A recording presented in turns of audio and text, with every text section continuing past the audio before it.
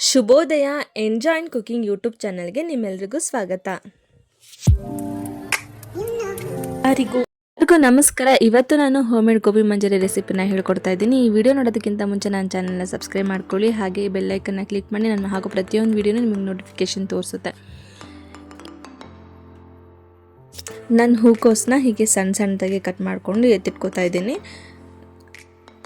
ಒಂದು ಪಾತ್ರೆ ತೊಗೋತಿದ್ದೀನಿ. ಆ ಪಾತ್ರೆ ಒಳಗಡೆ ನೀರು ಹಾಕ್ಕೊಂಡು 1 ಟೇಬಲ್ ಸ್ಪೂನಷ್ಟು ನಾನು ಸಾಲ್ಟ್ ಹಾಕೋತಾ ಇದ್ದೀನಿ. ಅದಕ್ಕೆ ಹೂಕೋಸೆಲ್ಲ ಹಾಕ್ಕೊಂಡು ನಾನು ಬೇಯಿಸೋಕೆ ಇಡ್ತಾ ಇದ್ದೀನಿ. ಸೊ ಬೇಯಿಸೋದ್ರಿಂದ ಅದರೊಳಗಡೆ ಇರೋ ಹುಳಗಳೇನಿದ್ರು ಎಲ್ಲ ಆಚೆ ಬರಲಿ ಅಂತ ನಾನು ಬೇಯಿಸೋಕೆ ಇಟ್ಕೊತಾ ಇದ್ದೀನಿ. ನಾನೊಂದು ಪಾತ್ರೆ ತೊಗೊಂಡಿದ್ದೆ. ಆ ಪಾತ್ರೆಗೆ 1 ಕಪ್ ಆಗೋಷ್ಟು ಕಾರ್ನ್ಫ್ಲೋರು, 1 ಕಪ್ ಆಗೋಷ್ಟು ಮೈದಾ ಹಿಟ್ಟು, 1 ಸ್ಪೂನ್ ಚಿಲ್ಲಿ ಪೌಡರು, ಹಾಗೆ 1/2 ಸ್ಪೂನ್ ಶುಂಠಿ ಬೆಳ್ಳುಳ್ಳಿ ಪೇಸ್ಟ್ ಹಾಕ್ಕೊಂಡು ಸ್ವಲ್ಪ ರುಚಿಗೆ ತಕ್ಕಷ್ಟು ಉಪ್ಪು ಹಾಕ್ಕೊಂಡು ಸ್ವಲ್ಪನೇ ನೀರು ಹಾಕ್ಕೊಂಡು ಕಲಿಸ್ಕೊತಾ ಇದ್ದೀನಿ. ಈ ಥರ ಹದಕ್ಕೆ ಬಂದ್ರೂ ಆಯಿತು. ಅದಕ್ಕೆ ನಾನು 1 ಚಿಟಿಕೆ ಫುಡ್ ಕಲರ್ನ ಹಾಕೋತಾ ಇದ್ದೀನಿ. ನಿಮಗೆ ಆಪ್ಷನಲ್ ಬೇಕಿದ್ರೆ ಹಾಕ್ಕೊಳ್ಳಿ, ಇಲ್ಲ ಅಂದರೆ ಬೇಡ, ನನಗೆ ಕಲ್ಲರು ಚೆನ್ನಾಗಿ ಕೊಡಲಿ ಅಂತ ಅಂದ್ಬಿಟ್ಟು ನಾನು ಫುಡ್ ಕಲರ್ ಹಾಕೋತಿದ್ದೀನಿ ಅಷ್ಟೇ.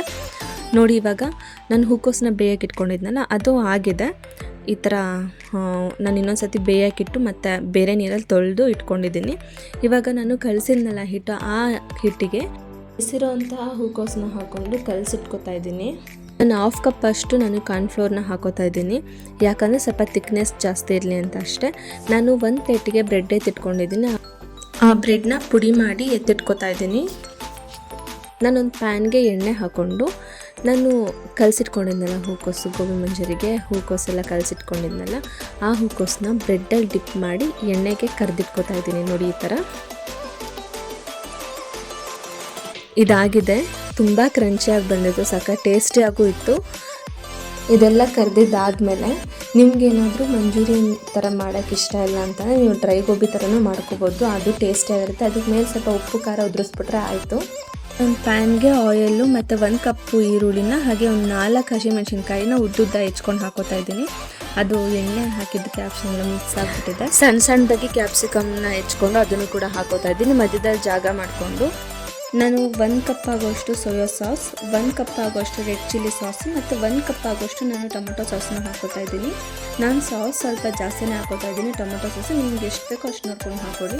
1 spoon chilli powder, 1 spoon sauce ಹಾಕ್ಕೊಂಡು ರುಚಿಗೆ ತಕ್ಕಷ್ಟು ಉಪ್ಪು ಹಾಕ್ಕೊಂಡು ನಾನು ಇದನ್ನು ಫ್ರೈ ಮಾಡ್ಕೋತಾ ಇದ್ದೀನಿ.